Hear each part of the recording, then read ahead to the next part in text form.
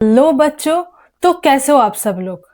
हमने स्टार्ट किया था सेल साइकिल एंड डिवीजन, जहां हमने माइटोसिस कंप्लीट किया एंड आज हम मियोसिस पढ़ने वाले हैं, जो कि बहुत इंपॉर्टेंट है। सो चलो स्टार्ट करते हैं। सबसे पहले मियोसिस क्या होते हैं। मियोसिस एक रिडक्शनल डिवीजन होता है, जैसे हमने माइटोसिस के केस में पढ़ा था, जो इक्वेशनल डिवीजन था। मतलब क्या हो रहा था वहां पे, जो पेरेंट सेल का जो chromosome number and DNA content था एंड जो डॉटर सेल का chromosome number and DNA content था, वो बिल्कुल सेम था। दैट इज द रीजन कि उनको हम बोलते थे क्या, इक्वेशनल डिवीजन। बट यहाँ पे मियोसिस के केस में क्या हो रहे हैं, इसको हम बोलते हैं क्या, रिडक्शनल डिवीजन। दैट मीन्स जो डीएनए कंटेंट एंड क्रोमोसोम का नंबर है वो रिड्यूस हो रहे हैं। वही मैंने यहाँ पे लिखा कि जो क्रोमोसोम का जो नंबर है वो हाफ हो रहे हैं। मतलब देखो, जब सेल सेल जब डिवाइड किया तो एक हो सकते थे माइटोसिस कर सकते हैं एंड मियोसिस करते हैं, दो ही चीज हो सकती है। तो सबसे पहले क्या हुआ था, सबसे पहले जब सेल डिवीजन में एंटर हुए तो पहले G1 फेज में अंदर मतलब घुसा, फिर उसके बाद एस फेज आया, देन G2 फेज आया, देन एम फेज आया। एंड एम फेज में एक हो सकता था क्या, माइटोसिस, एंड दूसरा एक हो सकता है क्या, मियोसिस। तो माइटोसिस के केस में क्या हुआ, जो पेरेंट सेल का जो यहाँ पे 2n2C था एंड जो डॉटर सेल जो बना वहां भी क्या था, वहां भी 2n2C है। सो सिमिलरली, लेकिन यहाँ पे जो मियोसिस के केस में क्या होगा, जहां पेरेंट सेल में 2n2C प्रेजेंट रहेगा, वही डॉटर सेल में जाके क्या होगा, ये नंबर रिड्यूस हो जाएगा एंड हाफ हो जाएगा। दैट इज द रीजन कि इसको हम बोलते हैं क्या, रिडक्शनल डिवीजन। एंड ये कब होता है, ये गैमेट फॉर्मेशन के टाइम पे होता है। गैमेट फॉर्मेशन टाइम पे क्या हुआ, जैसे देखो यहाँ पे मेल पेरेंट है, मेल पेरेंट का जो क्रोमोसोम था वो कितना था, 46 क्रोमोसोम था। अब जब स्पर्मेटोजेनेसिस हुआ, मतलब ये जो टर्म है ये हम आगे पढ़ेंगे, मतलब क्या हो रहे हैं वहां पे, डिवीजन हो रहा है, मतलब सेल का डिवीजन हो रहे हैं, जिसको हम क्या बोलते हैं, ये मियोसिस है। मियोसिस की प्रोसेस हो रहे हैं, जहाँ पे क्या हो रहे हैं, 46 क्रोमोसोम से 23 बन रहे हैं, मतलब डिप्लॉयड सेल से हैप्लॉयड बन रहे हैं। सिमिलरली यहाँ पे फीमेल पेरेंट्स में भी ये सेम चीज हो रहे हैं, मतलब 46 क्रोमोसोम था, देन रिड्यूस करके कितना बना, 23 बना, जिसको हम बोलते हैं क्या, एक सेल। अब जब ये दोनों फर्टिलाइजेशन होगा, जब ये फ्यूज करेगा तो कितने बन जाएंगे, 46, जो है जाइगोट। सो यहाँ पे जो ये डिवाइड, जब सेल डिवाइड कर रहे हैं, मतलब क्या हो रहे हैं यहाँ पे, मियोसिस हो रहे हैं। सो ये हमने देख लिया। सो कब बनते हैं मियोसिस, कब होता है मियोसिस, गैमेट फॉर्मेशन के टाइम पे होता है। एंड इसका रिजल्ट क्या है, यहाँ पे हैप्लॉइड सेल बनते हैं। एंड देन जो मियोसिस जो प्रोसेस है, ये दो स्टेप में कंप्लीट होते हैं। क्या क्या है, एक है मियोसिस 1 एंड एक है क्या, मियोसिस 2। सो सबसे पहले जब सेल डिवाइड किया, सबसे पहले हमने क्या देखा था, जब सेल डिवाइड कर रहे थे, जब सेल डिवीजन हो रहा था, सो जो सेल था वो पहले क्या किया, पहले G1 फेज में एंटर हुए, मतलब खुद को ग्रो किया। देन वो क्या किया, देन एस फेज में गए, जहां डीएनए का रेप्लिकेशन हुआ एंड जो भी ऑर्गेनेलिज है वो भी डुप्लीकेट हुए। देन G2 फेज में आया, देन आया किसमें, एम फेज में। सो एम फेज में हम अब देख रहे हैं क्या, मियोसिस। सो मियोसिस 1, अब मियोसिस भी दो टाइप का हो सकता है, meiosis 1 and meiosis 2। So meiosis 1 में क्या होगा, जब G2 फेज से मियोसिस 1 में आएगा, सो यहाँ भी क्या होगा, सबसे पहले कैरियोकाइनेसिस होगा। जैसे हमने माइटोसिस के केस में भी देखा था क्या, कैरियोकाइनेसिस हो रहा था एंड देन साइटोकाइनेसिस हो रहा था। सिमिलरली मियोसिस के केस में भी सबसे पहले कैरियोकाइनेसिस होगा, दैट मीन्स न्यूक्लियस का डिवीजन होगा, देन साइटोकाइनेसिस मतलब साइटोप्लाज्म का डिवीजन। उसके बाद क्या होगा, उसके बाद एक फेज आएगा जिसको हम बोलते हैं क्या, मियोसिस 2। सो मियोसिस 2 के केस में क्या होगा, सिमिलरली वैसे ही कैरियोकाइनेसिस 2 एंड साइटोकाइनेसिस 2 हुआ। अब जब सेल इतने चीजें कर चुके होंगे, मतलब G1 phase, S phase, G2 phase, meiosis 1 जब कर चुके होंगे, तब सेल भी थक गए होंगे। सो क्या करेंगे, वो भी एक रेस्टिंग फेज में जाएंगे, मतलब थोड़ा सा रेस्ट करेंगे, फिर काम कर मतलब स्टार्ट करेंगे। जैसे होते हैं ना, हम क्या करते हैं, जब बहुत सारे काम कर करके थक जाते हैं, देन हम क्या करते हैं, थोड़ी देर रेस्ट करते हैं, देन अब फिर से अगला काम स्टार्ट करते हैं। सो उसी तरह सेल भी क्या करेगा, सेल भी रेस्टिंग फेज में जाएगा, जिसको हम बोलते हैं क्या, इंटरकाइनेसिस। अब इंटरकाइनेसिस के बाद जो फेज आएगा वो होगा क्या, मियोसिस 2, जहां पे भी दो स्टेज होंगे, एक होगा कैरियोकाइनेसिस 2 एंड एक होगा क्या, साइटोकाइनेसिस 2। अब ये जो दोनों फेज है, मियोसिस 1 एंड मियोसिस 2, इन दोनों फेज को मिला के हम बोलते हैं क्या, मियोसिस। अब हम मियोसिस 1 की डिटेल स्टडी करेंगे। सबसे पहले मियोसिस 1 में क्या होगा? कैरियोकाइनेसिस, दैट मीन्स न्यूक्लियस का डिवीजन। अब कैरियोकाइनेसिस के 4 फेज हमने पढ़ा, क्या-क्या था? एक था prophase 1, then metaphase 1, then anaphase 1 and then telophase 1। So क्या होगा? जो प्रोफेज 1 जो होगा, प्रोफेज 1 सबसे लंबा होता है, मतलब लॉन्गर फेज होता है एंड बहुत कॉम्प्लेक्स होता है। अब ये प्रोफेज 1 को भी हमने 5 फेजेस में डिवाइड करते हैं। वो कौन-कौन सा है? किसके बेसिस पे करते हैं? वो डिवीज़न क्रोमोसोमल बिहेवियर के बेसिस पे। मतलब कहीं पे ऐसा दिख रहा है क्रोमोसोम बड़ा हो रहा है, फिर कभी क्रॉस ओवर कर रहा है। सो इसके बेसिस पे, मतलब क्रोमोसोमल बिहेवियर के बेसिस पे हमने प्रोसेस 1 को 5 स्टेजेस में क्लासिफाई किया। अब वो कौन-कौन सा है? सबसे पहला है लेप्टोटिन। सो जैसे कि मैंने यहाँ पे लिखा कि लेप्टोटिन, देन आएगा क्या? ज़ाइगोटिन। ये टर्म थोड़ा-सा डिफिकल्ट लग रहा होगा जिन्होंने अभी फर्स्ट पढ़ रहे हैं, सो ये टर्म थोड़ा डिफिकल्ट लग रहा होगा, बट क्या करना है, ये चीज़ बार-बार अगर तुम रिपीट करोगे ना, तो तुम्हें याद होता जाएगा। सो क्या होगा? सबसे पहले है leptotene, then zygotene, then pachytene, then diplotene and diakinesis. क्या-क्या है? सबसे पहले leptotene, then zygotene, then pachytene, then diplotene and diakinesis. ये याद हो जाएगा। सबसे पहले लेप्टोटिन। अब लेप्टोटिन के केस में क्या होगा? जो क्रोमोसोम है, वो क्रोमोसोम ग्रेजुअली विजिबल होना स्टार्ट कर देंगे। मतलब माइक्रोस्कोप के अंदर जो क्रोमोसोम था, वो विजिबल होना स्टार्ट करेंगे। जैसे कि मैंने यहाँ पे दिखाया, 2 क्रोमोसोम था। अब ये 2 क्रोमोसोम जो था, ये क्या था? ये होमोलोगस क्रोमोसोम था। मतलब एक का दूसरा पेयर था, जिसको हम बोलते हैं क्या? Homologous chromosome. एंड ये क्रोमोसोम जो है, ये क्रोमोसोम बीच में एक ही क्रोमोसोम है, और ये जो अलग-अलग जो दोनों है, इसको हम बोलते हैं क्या? Sister chromatids. इसको हम बोलते हैं क्या? सिस्टर क्रोमैटिड्स, जो सेंट्रोमियर से जो है अटैच्ड है। क्या हो रहा है यहाँ पे? जो क्रोमोसोम है, वो माइक्रोस्कोप के अंदर क्लियरली विजिबल हो रहे हैं। एंड यहाँ पे क्या हो रहा है? क्रोमोसोम का कॉम्पैक्ट जो हो रहे थे, वो काम चल रहा है, मतलब वो काम कंटिन्यूअसली हो रहे हैं। इसके बाद जो स्टेप आएगा, ये सिंपल है, लेप्टोप्रोटीन में कुछ नहीं हो रहा है। क्या हो रहा है? मतलब क्रोमोसोम जो है, वो हम माइक्रोस्कोप के अंडर देख पा रहे हैं, एंड जो क्रोमोसोम का जो कंपैक्शन था, वो कंटिन्यूअसली चल रहे हैं। क्या होगा? देन नेक्स्ट स्टेज आएगा क्या? ज़ाइगोटिन। अब ज़ाइगोटिन में क्या होगा? ये जो दोनों जो क्रोमोसोम था, पास-पास, मतलब ऐसे दूर-दूर प्रेज़ेंट था, ये पास आना स्टार्ट कर देंगे। जैसे यहाँ पे थोड़ा दूर था, एंड यहाँ पे क्या होगा? पास आना स्टार्ट कर देंगे, एंड यहाँ पे क्या होगा? पेयरिंग होगा। मतलब ये जो होमोलोगस पेयर ऑफ क्रोमोसोम था, इसके बीच एक पेयरिंग होगा। यहाँ पे कुछ नहीं था, यहाँ पे ऐसे इधर एक साइड पे ये एक क्रोमोसोम पड़ा था, और दूसरे साइड पे और एक क्रोमोसोम पड़ा था। बट नेक्स्ट स्टेप में क्या होगा? नेक्स्ट स्टेप में इसका जो है पेयरिंग होना स्टार्ट कर देंगे, एंड इसके बीच में जो प्रोटीन कॉम्प्लेक्स के थ्रू जो ये बाइंड करेगा, इसको हम बोलते हैं क्या? साइनेप्टोनिमल कॉम्प्लेक्स, जो कि बहुत इंपॉर्टेंट है। ये चीज़ बहुत इंपॉर्टेंट है, ये याद रखना है। तो हमने क्या देखा कि यहाँ पे pairing of homologous chromosome start हो रहे हैं, जिसको हम क्या बोलते हैं? जिसको हम साइनेप्सिस भी बोलते हैं। नेक्स्ट क्या हो रहे हैं? बाइवैलेंट टेट्राड, मतलब फॉर्म हो रहे हैं। अब ये बाइवैलेंट या टेट्राड, ये क्या होते हैं? जैसे देखो, बाई मतलब क्या होते हैं? 2 होते हैं, एंड टेट्राड मतलब 4 होते हैं। यहाँ पे क्या है? ये जो बाइवैलेंट क्रोमोसोम है, यहाँ पे क्रोमोसोम कितना है? यहाँ पे जो दोनों में ये जो क्रोमोसोम का पेयर प्रेजेंट है, यहाँ पे टोटल क्रोमोसोम कितना है? क्रोमोसोम तो 2 है। इसलिए क्या बोलते हैं, जैसे कि यहाँ पे मैंने दिखाया कि एक बाइवैलेंट मतलब 2 होमोलोगस क्रोमोसोम। ये एक क्रोमोसोम हो गया, एंड ये एक क्रोमोसोम हो गया। दोनों जो क्रोमोसोम प्रेजेंट है, इसको हम बोलते हैं क्या? दोनों होमोलोगस क्रोमोसोम प्रेजेंट है। एंड टेट्राड क्यों बोलते हैं? क्योंकि यहाँ पे जो क्रोमैटिड है, वो 4 प्रेजेंट है। जैसे देखो, ये जो एक क्रोमोसोम है, यहाँ पे एक साइड पे एक क्रोमैटिड प्रेजेंट है, एंड दूसरे साइड पे और एक क्रोमैटिड प्रेजेंट है। मतलब एक क्रोमोसोम में 2 क्रोमैटिड प्रेजेंट है, और यहाँ पे जो एक क्रोमोसोम है, यहाँ भी 2 क्रोमैटिड प्रेजेंट है।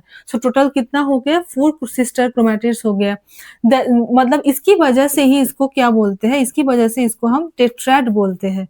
बाइवैलेंट क्यों बोलते हैं? क्योंकि 2 होमोलोगस क्रोमोसोम प्रेजेंट रहते हैं, एंड सिस्टर जो क्रोमैटिड है, वो 4 प्रेजेंट रहते हैं। इसको हम बोलते हैं क्या? टेट्राड। ये चीज़ बहुत इम्पोर्टेंट है। मतलब इन दोनों के बीच में जो प्रोटीन बन रहे हैं जिसको हम बोलते हैं क्या साइनेप्टोनिमल कॉम्प्लेक्स, जो हमने पढ़ा। देन नेक्स्ट स्टेप जो आएगा वो क्या होगा, वो आएगा क्या पैकाइटिन। सो हमने क्या पढ़ा, सबसे पहले लिप्टोटिन हो गया, देन आया क्या जाइगोटिन, देन आएगा क्या पैकाइटिन। सो पैकाइटिन के केस में क्या होगा, ये जो बाइवेलेंट क्रोमोसोम जो यहाँ पे बना वो क्लियरली विजिबल होंगे। मतलब यहाँ पे जो है यहाँ पे बनना स्टार्ट हुए थे बट उतना क्लियरली विजिबल नहीं था। नेक्स्ट स्टेप में क्या होगा, नेक्स्ट स्टेप में क्लियरली विजिबल मतलब क्लियरली दिखाई देगा। एंड सबसे इंपॉर्टेंट चीज जो पैकाइटिन की सबसे इंपॉर्टेंट है, जो एग्जाम में बहुत आता है, बहुत पूछा जाता है कि क्रोमोसोम की जो क्रॉसिंग ओवर है वो किस स्टेज में होता है। सो किस स्टेज में होता है, पैकाइटिन में होता है। मतलब क्या होता है, ये जो होमोलोगस क्रोमोसोम था ये क्या था, इसके बीच में तो साइनेप्टोनिमल कॉम्प्लेक्स था जो क्या कर रहे थे, जो पास आ रहे थे। अब पास आते आते क्या करेंगे, दोनों के बीच में क्रॉसिंग ओवर होगा, मतलब एक्सचेंज होगा। इसका क्रोमोसोम का कुछ पार्ट इसमें आ जाएगा एंड पास वाले में जो था उसका कुछ पार्ट और दूसरे वाले में आ जाएगा। सो यहाँ पे मैंने दिखाया कि जो क्रोमोसोम का जो पार्ट है ये दोनों में एक्सचेंज हो रहे हैं एंड इसी वजह से क्या होते हैं, जो डीएनए का जो जेनेटिक वेरिएशन आते हैं इसकी वजह से ही ये चीज होता है। जो क्या प्रोसेस है, क्रॉसिंग ओवर। मतलब क्या हो रहा है यहाँ पे। सो अगर क्वेश्चन आए, ये बहुत इंपॉर्टेंट क्वेश्चन है, 2 मार्क्स में भी आता है कि व्हाट इज क्रॉसिंग ओवर। सो वहां पे बोलना कि exchange of genetic material between two non sister chromatids of homologous chromosome.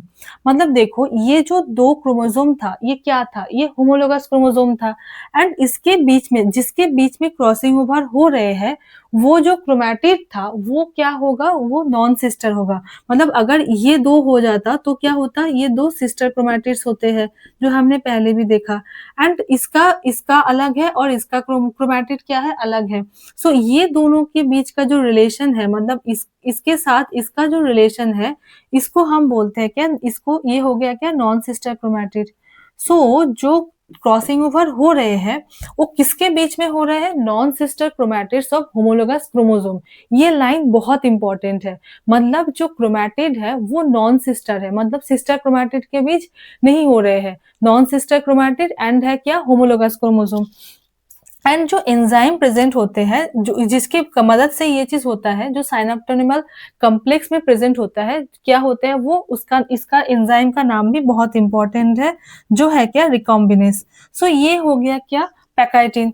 अब जहां पे ये क्रॉसिंग ओवर हो रहे हैं इसका जो साइट है, मतलब साइट ऑफ क्रॉसिंग ओवर, उसको हम क्या बोलते हैं, इसको हम बोलते हैं क्या, रिकॉम्बिनेशन नोड्यूल। मतलब जहां पे क्रॉसिंग ओवर हो रहे हैं उसको हम बोलते हैं क्या, रिकॉम्बिनेशन नोड्यूल। सो इसके बाद नेक्स्ट स्टेप जो आता है वो क्या होते हैं, वो हो गया क्या, डिप्लोटिन। सो डिप्लोटिन में क्या होगा, मतलब ये कैसे स्टार्ट होगा, recognized but by the dissolution of synaptonemal complex. मतलब जो साइनेप्टोनिमल कॉम्प्लेक्स जो बना था, मतलब उसकी वजह से क्या हुआ, होमोलोगस क्रोमोसोम जो पास पास था वो पास आने लगे, जो दूर था वो पास आने लगे। अब जो है, अब डिप्लोटिन के केस में क्या होगा, जो बीच का जो साइनेप्टोनिमल कॉम्प्लेक्स था वो डिसॉल्व होना स्टार्ट कर देंगे और क्या होगा, जो पास थे, जो होमोलोगस क्रोमोसोम दोनों पास पास थे वो अब दूर जाना स्टार्ट कर देंगे। सो ये मैंने लिखा कि यहाँ पे क्या होगा, डी साइनेप्सिस होगा।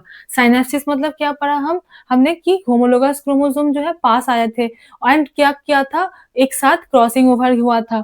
सो वहां पे क्या था, वो था साइनेप्सिस। अब जब दूर मतलब दूर चला जाएगा, पास पास थे तो साइनेप्सिस हो गया एंड जब ये पेयर अलग हो जाएंगे सो उसको हम बोलते हैं क्या, डिसाइनेप्सिस। अब क्या होगा, ये जो दोनों क्रोमोसोम था, यहाँ पे दोनों क्रोमोसोम प्रेजेंट था, ये पास पास तो था लेकिन जब दूर हो जाएगा तो दूर होता जाएगा, देन एक ऐसा पॉइंट आएगा जहां पे क्या होगा, ये जो दोनों क्रोमोसोम था ये सेपरेट नहीं होगा। सो ये जो पॉइंट है इसको हम बोलते हैं क्या, चायस्माटा, जो कि बहुत इंपॉर्टेंट है। मतलब जो जहां पे क्रॉसिंग ओवर हो रहा था वहां पे वो सेपरेट नहीं होगा। सो इसको हम बोलते हैं क्या, कायस्माटा। जैसे कि यहाँ पे मैंने लिखा कि paired homologous chromosome start to separate from each other except at the point of crossing over. मतलब क्या है, जहां पे क्रॉसिंग ओवर हो रहा था वहां उस पॉइंट को छोड़कर दूसरे पॉइंट पे वो सेपरेट हो रहे हैं एंड इस पॉइंट को हम क्या बोलते हैं, कायस्माटा। एंड इसका जो स्ट्रक्चर है जैसे हमें यहाँ पे दिखाई भी दे रहे हैं। सो इसका जो स्ट्रक्चर है वो किस शेप का होता है? वो एक शेप का दिखाई दे रहे हैं। जैसे ये क्रोमोसोम है, ये क्रोमोसोम है। ये देखो एक शेप का एक स्ट्रक्चर फॉर्म हो रहे हैं एंड इस एक शेप के स्ट्रक्चर को हम बोलते हैं क्या? कायस्माटा। तो ये हमने पढ़ लिया क्या? डिप्लोटिन के बारे में। अब नेक्स्ट इज डायकाइनेसिस। तो डायकाइनेसिस प्रोफेज 1 का फाइनल स्टेज है जो which is marked by the terminalisation of chiasmata. That is पिछले वाले स्टेप में मतलब डिप्लोटिन में जो कायस्माटा फॉर्म हुआ था उसका टर्मिनलाइजेशन हो जाता है। जैसे कि मैंने यहाँ पे दिखाया कि जो टर्मिनलाइजेशन ऑफ कायस्माटा कहाँ पे होते हैं? डायकाइनेसिस में होता है। एंड क्या होते हैं यहाँ पे जो क्रोमोसोम होते हैं वो फुल्ली कंडेंस्ड हो जाते हैं। जैसे कि मतलब स्टार्टिंग में क्या था? फुल्ली कंडेंस नहीं था। अब प्रोफेज के लास्ट में आते आते क्या होगा? जो क्रोमोसोम है वो फुल्ली कंडेंस्ड हो जाएगा एंड क्या होगा? यहाँ पे स्पिंडल फाइबर्स का फॉर्मेशन स्टार्ट होगा। ऐसे पिछले बार जहाँ पे डिप्लोटिन में क्या हुआ था? स्पिंडल फाइबर ऑपोजिट पोल पे मूव करना स्टार्ट किया था। सो यहाँ पे जो है यहाँ पे ऑपोजिट पोल में मूव कर गए एंड यहाँ से क्या हो रहे हैं? यहाँ पे स्पिंडल फाइबर का फॉर्मेशन हो रहे हैं। सो ये स्टार्ट हो गया। देन क्या होगा? एकदम लास्ट में क्या होगा? At the end nuclear membrane and nucleolus जो था वो डिसअपियर होना स्टार्ट करेंगे। सो ये हो गया क्या? प्रोफेज 1 की सारे स्टेजेस क्या क्या था? लेप्टोटिन, जाइगोटिन, पैकाइटिन, डिप्लोटिन एंड क्या था? डायकाइनेसिस। अब नेक्स्ट हम पढ़ेंगे क्या? मेटाफेज 1 के बारे में। जैसे कि यहाँ पे जब स्पिंडल फाइबर ऐसे फॉर्म हो रहे थे सो क्या था? बीच में जो क्रोमोसोम था वो ऐसे प्रेजेंट था, वो फिर दोनों एक प्लेट में आना स्टार्ट कर देंगे। जैसे कि मैंने यहाँ पे दिखाया कि जो बाइवेलेंट क्रोमोसोम था, अब बाइवेलेंट क्यों बोल रहे हैं? क्योंकि दो होमोलोगस क्रोमोसोम प्रेजेंट था। मतलब एक पेयर ऑफ होमोलोगस क्रोमोसोम, एक पेयर मतलब कितना होता है? दो होता है। सो दो होमोलोगस क्रोमोसोम प्रेजेंट था, इसलिए हम बोलते हैं क्या? बाइवेलेंट। सो जो बाइवेलेंट जो क्रोमोसोम था मतलब एक ये पेयर हो गया, मतलब ये एक हो गया और ये एक हो गया, मतलब एक पेयर हो गए और दो होमोलोगस क्रोमोसोम थे। सो ये जो दो होमोलोगस क्रोमोसोम थे वो इक्वेटोरियल एक प्लेट में आना स्टार्ट कर दिए। सो वो क्या किए? वो इक्वेटोरियल प्लेट में आ गए। अब जो स्पिंडल फाइबर था, वहां से जो चीज निकली उसको हम बोलते हैं माइक्रोट्यूब्यूल। सो माइक्रोट्यूब्यूल क्या हो गया? माइक्रोट्यूब्यूल अब क्रोमोसोम के काइनेटोकोर से अटैच होना स्टार्ट कर दिए। जैसे वही मैंने लिखा कि जो माइक्रोट्यूब्यूल है वो एक होमोलोगस क्रोमोसोम के काइनेटोकोर पे अटैच होना स्टार्ट कर दिए एंड ये जो प्लेट बना इसको हम बोलते हैं क्या? डबल मेटाफेजिक प्लेट, जो कि बहुत इंपॉर्टेंट है। मेन मेटाफेज का जो फीचर है वो क्या है? दो होमोलोगस क्रोमोसोम थे, वो दो होमोलोगस क्रोमोसोम जो है बीच में आ गए एंड बीच में आके क्या किया? एक मेटाफेजिक प्लेट का फॉर्मेशन किया एंड क्या हो रहे हैं? वहां पे जो स्पिंडल थे वहां पे माइक्रोट्यूब्यूल जो थे वो क्या करेंगे? वो काइनेटोकोर से अटैच हो जाएंगे, जैसे कि मैंने यहाँ दिखाया। अब नेक्स्ट स्टेप जो आएगा वो क्या होगा? वो होगा एनाफेज 1। अब एनाफेज 1 में क्या होगा? ये जो होमोलोगस क्रोमोसोम यहाँ पे मेटाफेजिक प्लेट में ऐसे प्रेजेंट थे वो ऑपोजिट पोल की ओर मूव करने लगेंगे। मतलब देखो ऐसे प्रेजेंट थे फिर वो क्या करेंगे? ऐसे ऐसे मूव करने लगेंगे। सो ये यहाँ पे दिखाया मैंने कि जो होमोलोगस पेयर ऑफ क्रोमोसोम था ये मूव कर रहे हैं। ये चीज बहुत इंपॉर्टेंट है, याद रखना। एनाफेज 1 के केस में क्या होगा? होमोलोगस पेयर ऑफ क्रोमोसोम जो है वो ऑपोजिट पोल पे मूव कर रहेंगे और यहाँ पे क्या है? यहाँ पे कोई भी स्प्लिटिंग नहीं हो रहे हैं। मतलब क्रोमैटिड का जैसे हमने पिछले वाले में पढ़े थे, माइटोसिस के केस में क्या था? सेंट्रोमियर जो था वो स्प्लिट कर रहा था। बट यहाँ पे क्या है? यहाँ पे कोई भी सेंट्रोमियर जो है स्प्लिट नहीं करेगा, कोई भी सिस्टर क्रोमैटिड जो है अलग नहीं हो रहे हैं। यहाँ पे क्या हो रहा है? यहाँ पे होमोलोगस क्रोमोसोम जो है वो सेपरेट हो रहे हैं। सो ये चीज बहुत इंपॉर्टेंट है, जैसे कि मैंने यहाँ पे लिखा कि होमोलोगस पेयर ऑफ क्रोमोसोम जो है वो सेपरेट करेगा एंड पोल्स की तरफ मूव करने लगेंगे एंड क्या होगा? यहाँ पे कोई भी सेंट्रोमियर का स्प्लिटिंग नहीं हो रहे हैं एंड जो सिस्टर क्रोमैटिड है वो स्टिल अटैच्ड है। सो ये हो गया क्या? एनाफेज 1। अब नेक्स्ट हम पढ़ेंगे टेलोफेज 1 के बारे में एंड साइटोकाइनेसिस के बारे में। टेलोफेज 1 के केस में क्या होगा? जो न्यूक्लियर मेम्ब्रेन एंड न्यूक्लियोलस था वो फिर से रीअपियर होना स्टार्ट करेंगे। जैसे पहले क्या हुआ था, पहले जो न्यूक्लियर मेम्ब्रेन था वो डिसॉल्व हो गया था। अब जब टेलोफेज़ 1 में जब आएगा, तब क्या होगा, जो न्यूक्लियर मेम्ब्रेन एंड न्यूक्लियोलस था वो फिर से रीअपियर होने लगेगा। अब देन क्या होगा, देन यहाँ पे जो है ये जो क्रोमोसोम है दोनों अलग-अलग हो गए। दैट मीन्स यहाँ पे हमारा कैरियोकाइनेसिस कंप्लीट होता है। दैट मीन्स न्यूक्लियस का डिवीजन कंप्लीटली हो गया, न्यूक्लियर मेम्ब्रेन भी फॉर्म हो गए। अब नेक्स्ट स्टेप जो है, नेक्स्ट स्टेप आएगा क्या, साइटोकाइनेसिस। दैट मीन्स साइटोप्लाज्म का डिवीजन। वो कैसे होगा, जैसे देखो ये हमने देखा कि दो न्यूक्लियस अलग हो गए ऐसे, देन क्या होगा, बीच में से ऐसे ये अंदर की ओर मूव करेगा। ये क्या है, ये साइटोप्लाज्म है। साइटोप्लाज्म अंदर की फरो की टाइप, मतलब फरो के रूप में ऐसे अंदर आ रहे हैं एंड क्या कर रहे हैं, ये डिवाइड कर रहे हैं। अब जब ये डिपेंड होता जाएगा, देन क्या होगा, ये अलग हो जाएँगे एंड ये अलग हो जाएँगे। जैसे कि यहाँ पे दिखाया मैंने कि ये एक अलग स्ट्रक्चर बन गया एंड ये एक अलग स्ट्रक्चर बन गया। मतलब इसके पास क्या होगा, इसके पास एक सेट है क्रोमोसोम का एंड इसका है दूसरा सेट क्रोमोसोम का। देन क्या होगा, देन इसके बाद स्टार्ट होगा क्या, मियोसिस। बट मियोसिस में एंटर होने से पहले सेल थोड़ा देर रेस्ट करेंगे। जैसे कि मैंने पहले भी बताया कि जब बहुत सारे काम होंगे, मतलब सेल जब साइकिल में आया तो पहले G1 phase, then S phase, then G2, then M, बहुत सारे काम हुए। देन सेल क्या करेंगे, सेल थोड़ी देर रेस्ट करेंगे एंड उस रेस्ट के टाइम को क्या बोलते हैं, इंटरकाइनेसिस। जैसे कि मैंने यहाँ पे लिखा कि interkinesis that means the stage और gap between meiosis 1 and meiosis 2। मियोसिस 1 एंड मियोसिस 2 के बीच में जो गैप प्रेजेंट है उसको हम बोलते हैं क्या, इंटरकाइनेसिस। एंड यहाँ पे क्या होगा, यहाँ पे हमारा सेंट्रियोल का डुप्लीकेशन होगा। दैट मीन्स देखो, जब इसके बाद जब मियोसिस 2 आएगा वहाँ पे सेंट्रियोल का मतलब रिक्वायरमेंट है, इसलिए क्या होगा, यहाँ पे सेंट्रियोल का डुप्लीकेशन होगा। एंड क्या होता है, ये जो स्टेज है ये बहुत ही शॉर्ट लिव्ड होता है, मतलब इसका जो टाइमिंग है ये बहुत ही कम है। एंड क्या होगा, यहाँ पे प्रोटीन एंड आरएनए का सिंथेसिस होगा। अब नेक्स्ट जो स्टेप हम पढ़ेंगे वो है मियोसिस 2। अब मियोसिस 2 का जो स्टेजेस है वो बिल्कुल सेम है माइटोसिस के जैसे। जैसे सबसे पहला जो स्टेप है वो क्या होगा, प्रोफेज 2।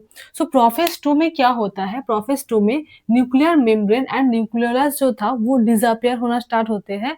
एंड क्या होते हैं, यहाँ पे जो क्रोमोसोम था वो अगेन कॉम्पैक्ट होते हैं। मतलब क्या हुआ था, जब मियोसिस 1 कंप्लीट हुआ था, देन उसके बाद इंटरकाइनेसिस आया था, जहाँ पे क्या था, सेल रेस्ट में चले गए थे।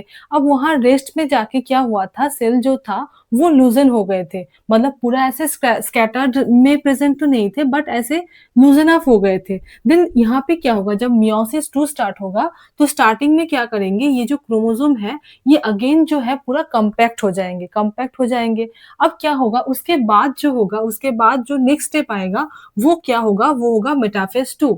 अब मेटाफेज 2 के केस में क्या होगा, जैसे याद करो, जो माइटोसिस था वहाँ पे क्या क्या था, वहाँ पे जो क्रोमोसोम था वो इक्वेटर में अलाइन हुआ था। सो सेम चीज़ यहाँ भी ये होगा कि जो क्रोमोसोम होगा वो इक्वेटर में आ जाएगा एंड जो स्पिंडल फाइबर होगा, यहाँ से स्पिंडल फाइबर से जो माइक्रोट्यूब्यूल निकलते हैं वो कहाँ पे अटैच होंगे, यहाँ पे काइनेटोकोर में। मतलब क्रोमोसोम्स के काइनेटोकोर से वो स्पिंडल फाइबर अटैच होते हैं। देन क्या होगा, देन जो नेक्स्ट स्टेप होगा वो क्या आएगा, वो होगा एनाफेज 2।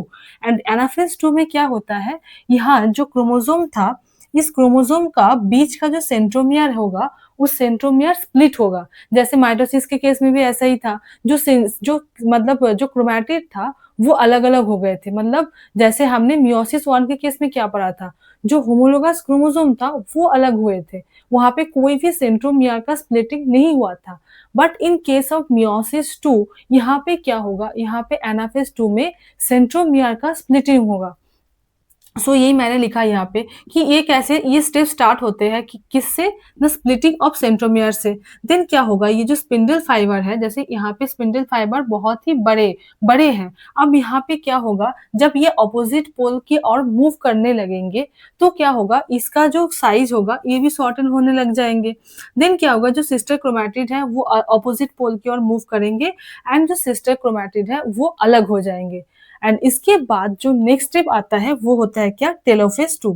जैसे कि हमने पहले भी पढ़ा कि टेलोफेज में क्या होता है, जो न्यूक्लियर मेम्ब्रेन एंड न्यूक्लियस था वो फिर से रीअपियर होना स्टार्ट हो जाता है। सो यहाँ भी सेम चीज़ वही हो रहे हैं कि 2 ग्रुप ऑफ क्रोमोसोम जो मतलब ये जो अलग हुए थे, वो अलग कैसे उसके बाद क्या होगा जो न्यूक्लियर मेम्ब्रेन से वो फिर से वो कवर कर लेंगे। जैसे कि मैंने यहाँ पे दिखाया कि जो न्यूक्लियर मेम्ब्रेन है ये फिर से अलग हो गए। मतलब यहाँ पे क्या होता है, यहाँ पे हमारा न्यूक्लियस का डिवीज़न कंप्लीट होता है एंड देन क्या होगा साइटोप्लाज़्म का डिवीज़न होना स्टार्ट हो जाएगा। सेम चीज़ जो हमने पहले भी पढ़ा, सेम चीज़ रिपीट हो रहे हैं। देन क्या होगा जब साइटोकाइनेसिस 2 होगा, देन क्या होगा ये अलग-अलग हो जाएँगे। मतलब ये अलग हो गए एंड ये अलग हो गए। ऐसे करके जो है हमारा पूरा मियोसिस जो है पूरा कंप्लीट होते हैं एंड जो सेल साइकिल है ये भी पूरा कंप्लीट होते हैं। सो आई होप कि तुमको ये मियोसिस 2 समझ में आए हो या मियोसिस का जो भी था meiosis 1, meiosis 2 and cell cycle जो मतलब शुरू से मैंने पढ़ाया वो समझ में आए हो। एंड मुझे ये लगता है ये जो सेल साइकिल है इसका वन शॉट बहुत इम्पोर्टेंट है क्योंकि क्या होता है जो टॉपिक है ना वो कनेक्ट होना बहुत इम्पोर्टेंट है। क्योंकि जैसे देखो यहाँ पे हमने पढ़े और अब हमने मियोसिस के केस में क्या पढ़ा था? मतलब जब सेल डिवाइड होते हैं तो 4 हैप्लॉइड सेल बन रहे हैं। बट यहाँ मैं मतलब नहीं दिखा पा रही हूँ क्योंकि जो है यहाँ पे मैं 2 ही दिखा पा रही हूँ। अब उसके लिए जो है पहले वाले जो डायग्राम था वहाँ से हम कनेक्ट कर सकते हैं। सो मुझे ऐसा लगता है कि ये जो cell cycle and division chapter है, ये वन शॉट में कंप्लीट होना बहुत मतलब ये बेनिफिशियल होगा ज़्यादा। सो आई होप कि ये समझ में आए हो and I will try to make video on cell cycle one shot. So अगर तुम्हें भी चाहिए तो कमेंट में मुझे ज़रूर बताना। Thank you so much. पढ़ते रहो and all the very best.